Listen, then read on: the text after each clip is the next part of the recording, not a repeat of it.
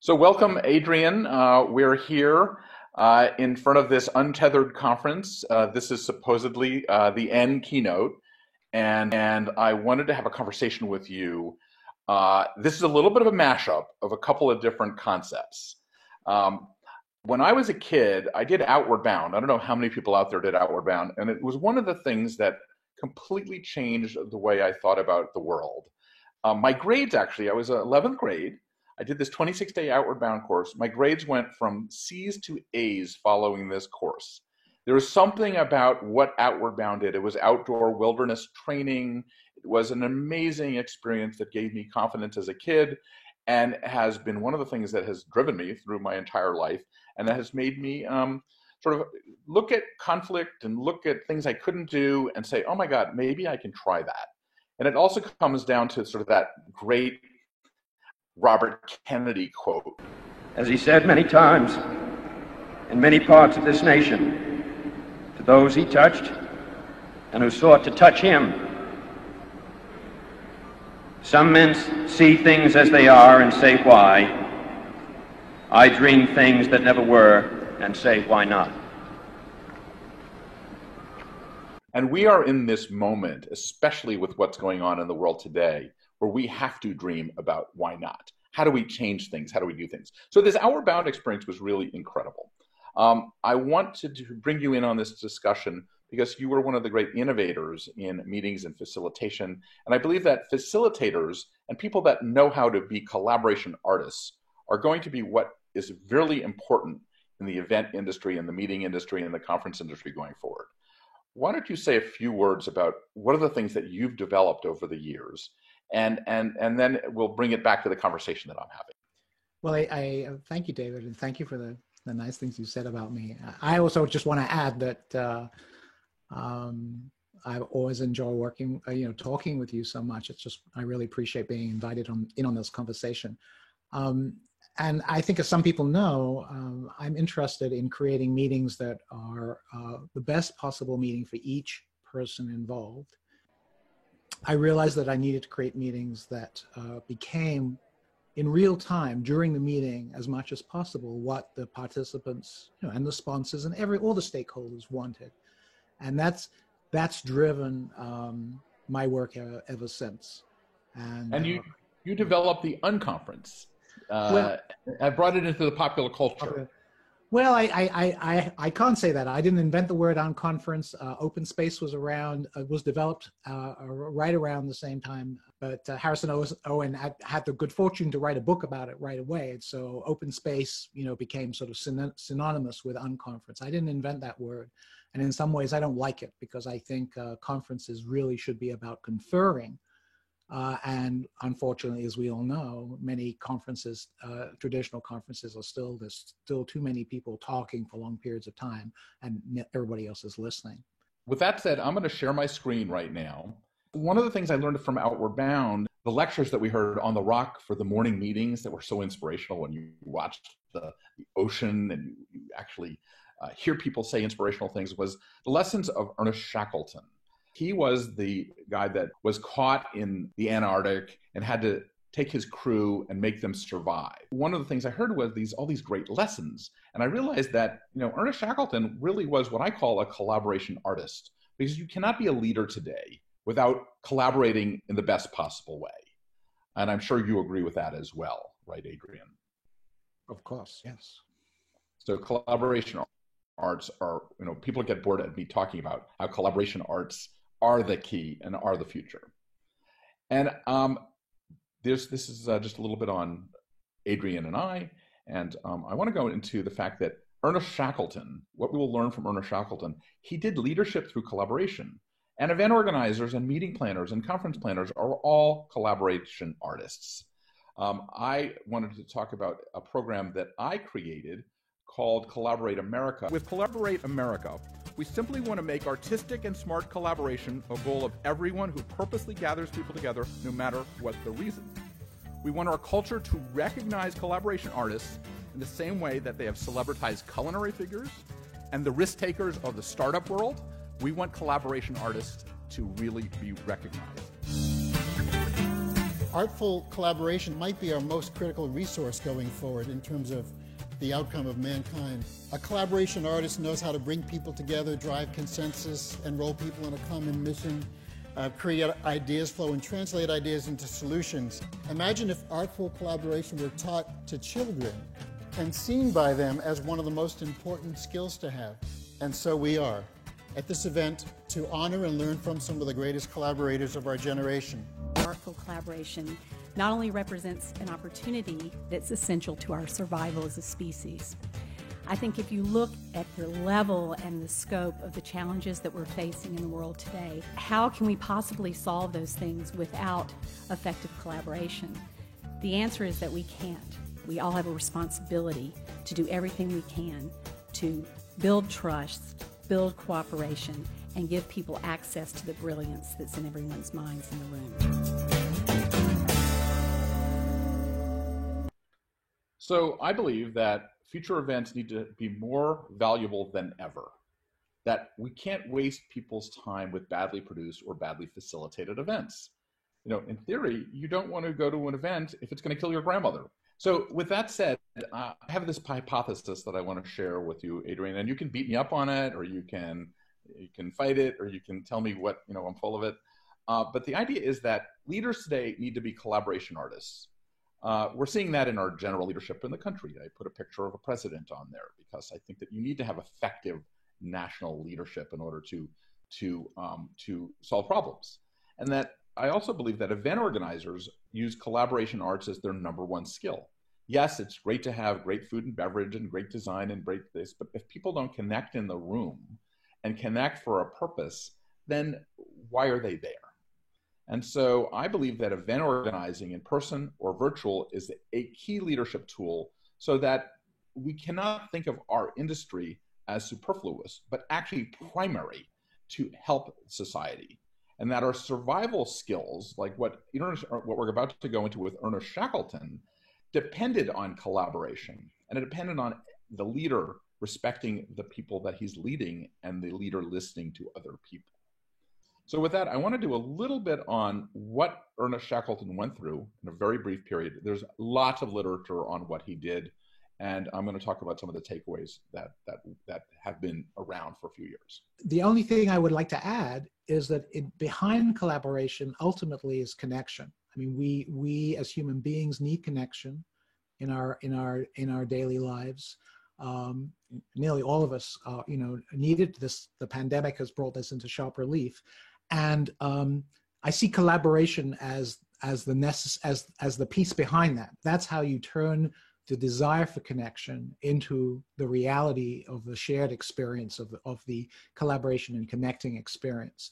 And so collaboration is kind of the tool, but it meets this sort of fundamental need for connection around, and at meetings, the connection is always around something relevant to people, topics, issues, challenges that people currently have.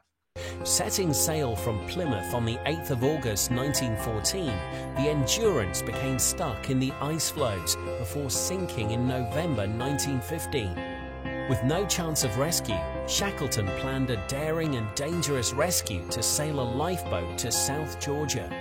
With 5 other crew, they launched the James Caird into the treacherous seas of the Antarctic, and against all the odds, they reached South Georgia.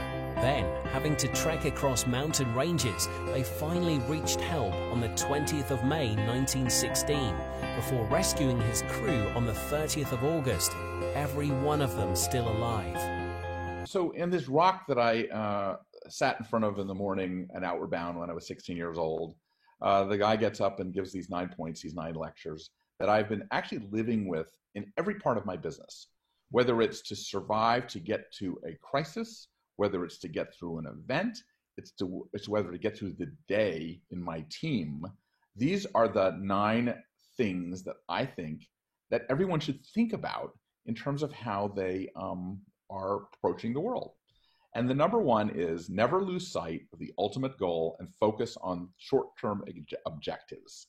So the idea is, how do you get through the day? How do you get to this next moment? How do you survive till tomorrow? First of all, this is Simon Sinek's point about understanding your why. I mean, it can be your own personal why, it can be the why of a meeting, but once you have that clear, and sometimes it's it's really hard to get that. Simon Sinek, talked about that a lot, and he's right. And the corollary of it is that once you have that goal, it makes focusing on the short-term objectives to get it so much clearer. Once I realized that what I love to do in life is facilitate connection between people, in meetings, that drives everything I do. So that creates the short-term objectives that, that I then, sit down every day and say, what shall I do today? This is a leadership fundamental that has been between Simon Sinek and everyone else. This is kind of the main thing. Mm-hmm. So number 2, set a personal example with visible, memorable symbols of behavior. So when I go out and I lead a group of people, if I'm not in the game with them, they're not going to listen to me.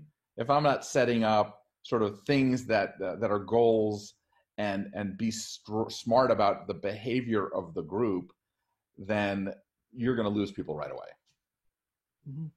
Well, you are amazing at that. I mean, I remember seeing you at meetings, and I don't think you're running a major event. I'm lucky enough to speak at it, and I see you at lunchtime, and I see you going around and creating conversations at every single table, with hundreds of people. And you're modeling behavior. You're saying, look, I'm doing this. I'm the leader of this event, but this is important. We're here to have conversations. You're setting up, you're modeling.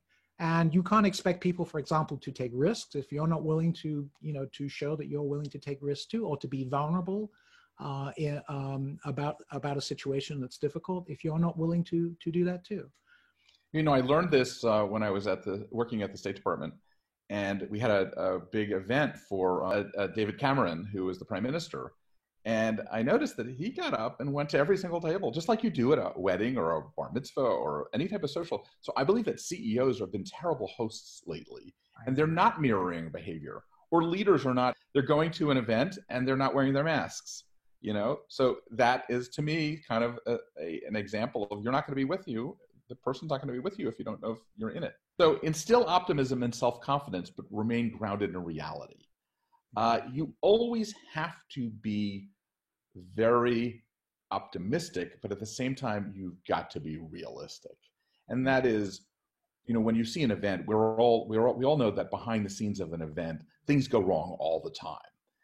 But at the same time, to the crowd, you got to say, okay, everything's going well, and you don't notice it. But you still know that you got to get that person off the stage because they're taking up too much time, or this is not going according to schedule. So you have to be on both sides of this. And this happens in every day with leadership all the time. But you have to make sure that you're being honest. And this goes back to, the first point again. Not only do you have to know what your ultimate goal is, but you have to, believe in it and basically want it to happen. It has to be congruent with, who you are as a person. And if those two things are satisfied, then you're going to be optimistic about it. I mean, it's not like, yes, I know I'm going to succeed, but you'll be coming from that place where it's like, I think we can do this, and we're going to make it happen, to the best of our ability. This is the tenet of most entrepreneurs, because most people say their ideas suck and they'll never be successful.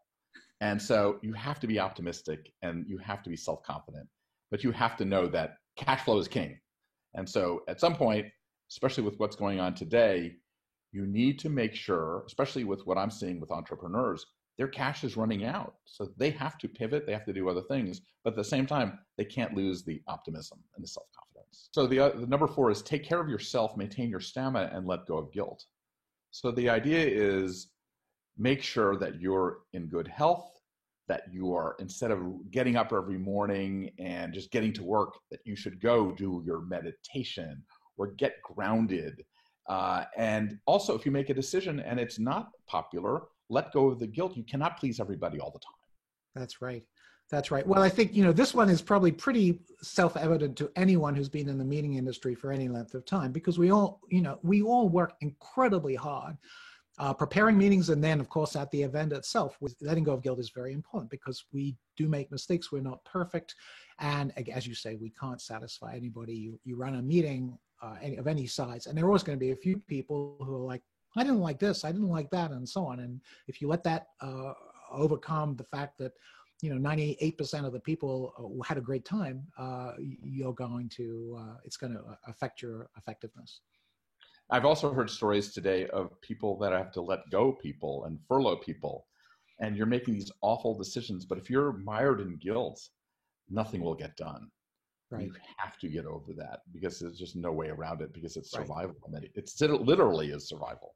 So number 5 is reinforce the team message consistently. We are one, we live or die together. Now this cannot be more true than today. It also cannot be more true in every event that we ever do because we're managing teams for short periods of time in some cases. Wearing that mask is saving other people's lives. Minimize staff differences, insist on courtesy and mutual respect. The idea that when we set up processes, we've got to follow them. We have to make sure that there are protocols in place that allow us to create the discipline to have a day that works the way the last day worked in order to accomplish goals. And the idea of courtesy and respect is something that is just part of life. And this way, if people understand the rules, then there is a lot less problems with your team. And again, this goes back to the modeling. Again, I mean, David, you epitomize courtesy. Every dealings I've had with you and seen you working with other people, you epitomize courtesy and mutual respect, and that's going to affect and influence the people that you're with. I would say we're all not perfect. I'm certainly not perfect at this, but the idea is that we have to develop processes. So one of the things that I've actually done while in this situation where we're in tight quarters with other people is we're actually in a small group of people having a meeting every single day to figure out what we're planning on doing that day, so that there are certain norms that even in a very odd situation, you can actually rely on as to create a new reality in a sense. And I'm sure that Shackleton did that every single day in terms of making sure that his people were doing something on a regular basis. In fact, I know that. This is one that I use all the time. Master conflicts, engage dissidents, and avoid needless power struggles. My feeling is the minute you look at turn a blind eye to conflict, you're dead. That you have to confront it right away. It means making faster decisions. It means understanding what other people are thinking, to not get involved in the politics of the moment. The piece of advice I really like in this is about engaging dissidents. It's something that I've learned over the years, facilitating and so on. You often have people who are like, no, I really disagree, and maybe they're in a minority, and you have to make a decision and so on. The most important thing you can do in those situations is make sure that those dissidents feel heard. Okay, you need to really listen to them. You may not agree with them. You may not end up doing what they want, but if they feel heard, we all know that we don't always get our way in everything that we want. But if you feel heard, if they feel heard, they're much more likely to not harbor resentment and to say, okay, I guess I don't agree, but majority thinks we should do this, and we'll see what and I'll go along with it. And then you've de-escalated a potential conflict that otherwise could last for a long time. Can you go through? I know I've learned from you, which you're a tremendous mentor to me on this kind of stuff, and how you do it in a public space. You were able to have these techniques where you're allowing people of different opinions to actually be heard, and give one example of something that kind of works. Well, you can have one of my favorite techniques is what I use when you want to have an actual genuine discussion, and you've got maybe hundreds of people in the room. There's no way that you're going to be able to hear from everybody, and you also don't want the discussion to be dominated by people who just want to talk all the time and shut up. And I use something called Fishbowl for that, which which allows people to have their say, because anyone can come up and speak at any time in Fishbowl. But it also, the social dynamics of it, of the rules, which are very simple, which are explained at the start, make it almost impossible for even someone who would love to hog the spotlight from staying in the spotlight for longer than a reasonable amount of time. Again, I refer people to my books and articles about Fishbowl. It's one of the things I've mentioned, but that's a simple example of how to how to engage dissidents, but not let them take over. And because this is a skill. This is not just, oh, let's just go, put yourself in a burning fire, running into a burning building. You need to know how to do this. So that you need to know how to do it. But the interesting thing is, that I've taught fishbowl. I mean, I don't know how many thousands or tens of thousands of people I've run fishbowl with, and some of those people take it and they see how well it works, and then they take it and go on. It's not like I'm the only person who can, I'm a master facilitator. I'm the only person who can do this. A large number of people are perfectly capable of being part of a fishbowl and saying, oh, I see how that works. Oh, that was great. I liked how that worked. I'm going to try that in my place of business or organization. And they can do it just as well as I can. Okay, so here is the one that I believe is at the heart of what many people do, other than people that are just hosting meetings and things like that, when we have events. The idea is what Shackleton said, not he didn't say this particularly, but this is what people brought out of it, is that you always have to find something to celebrate and something to laugh about. And the idea is, even when Wuhan opened up a few weeks ago, even though it was precarious, they had an event to celebrate the opening of Wuhan. They did video mapping of all the buildings. If you see some of the videos on YouTube, it's pretty incredible how our industry is part of leadership. And so when I see the idea of celebrating something, every major leader in the world knows that they have to do something when they achieve a goal. They need to pat people on the back. They need to show that they're caring about all the work that someone has done to create the end of the mission. And also to be human and to laugh and to show emotion. Because I think emotion, especially positive emotion, brightens up everyone's day. Yeah, and I also think what's happening every day in New York City at 5 o'clock, when people are getting on their balconies and applauding, and they've been doing that in Italy and in France and other places. Our business is the business of leadership. And that is why it cannot be minimized. And that is why it is more important than anybody could imagine. I always used to say that in our industry for years, we were sitting at the children's table for Thanksgiving.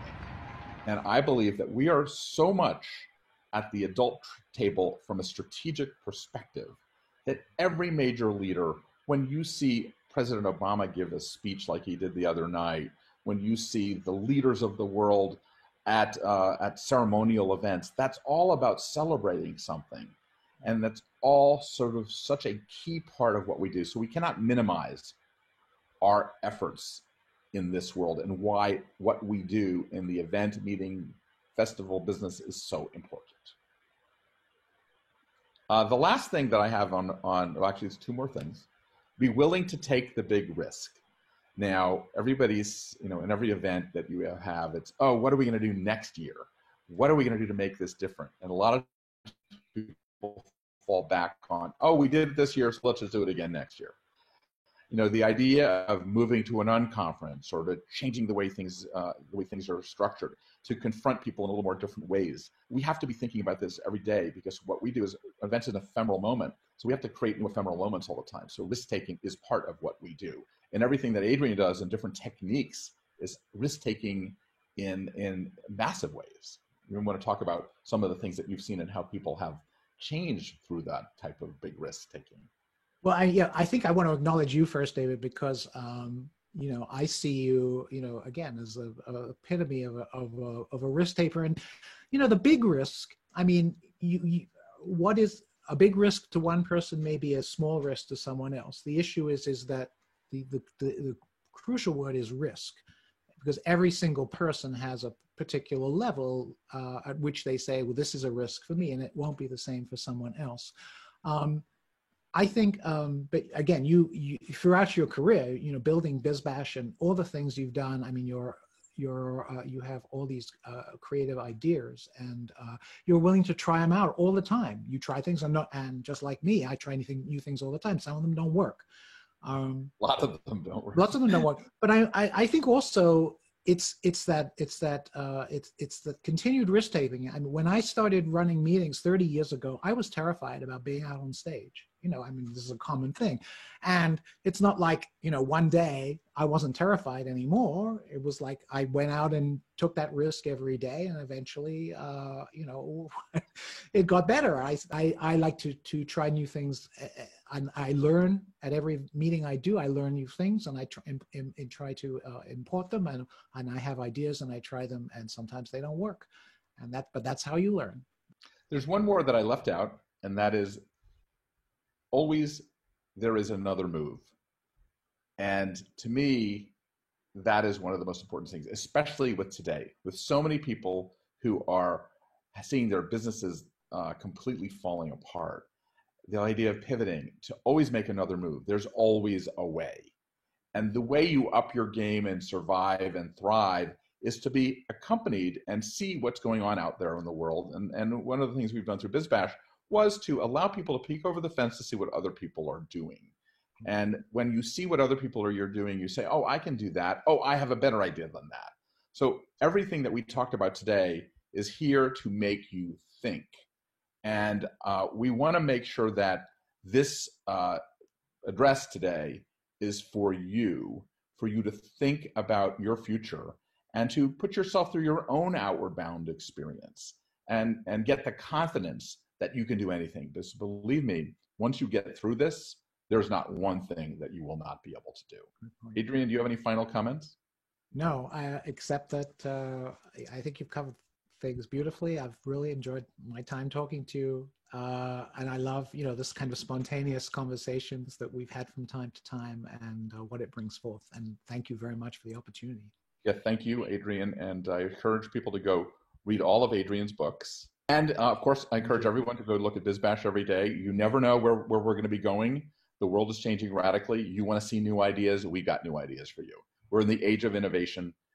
Yes, we want to be safe, but it is remarkable how people are innovating and changing the world every single day. And we want to be a part of that. And that is our mission. So thank you so much for the opportunity to speak to you. Thanks.